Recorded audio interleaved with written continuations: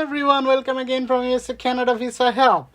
And in my last video I discussed how much points you will be gaining for having your level of education. Now in today's video I will discuss about how much points you will earn for official language proficiency. Okay, so you understand by this time that this is not a rocket science applying Canadian peer or by express entry by yourself. It is at best a board science. Okay, so it's not a rocket science.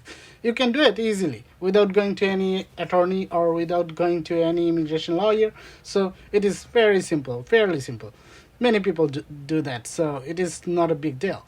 So how much points you will gain for your official language proficiency? So there are two kinds of points you will be gaining.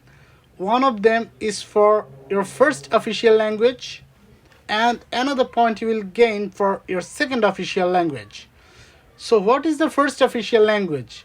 So based on your proficiency, if Canadian immigration system awards points based on which language you are stronger in, like in English or French, wherever you're stronger, that is considered as first official language. And second official language is that where you are weaker of those two, like in English or in French, whichever is your weaker area, that is considered as second official language. Okay, so for first official language, how much points you will earn?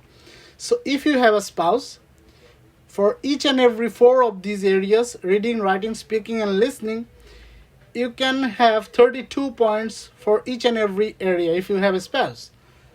By this time I have explained it over and over, what does it mean by having spouse or common law partner and what it means that you do not have a spouse. I have explained it over and over. If you have not understood yet, please go back to my previous videos to understand the same thing.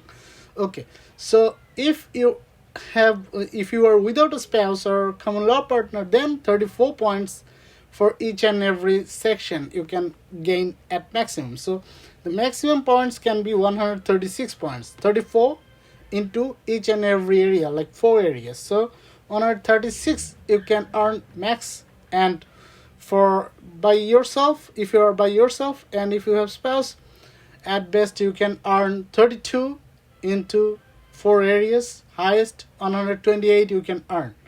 So for first official language, for example, if you are stronger in English, and in English you have a score of CLB 10 or more, then what happens?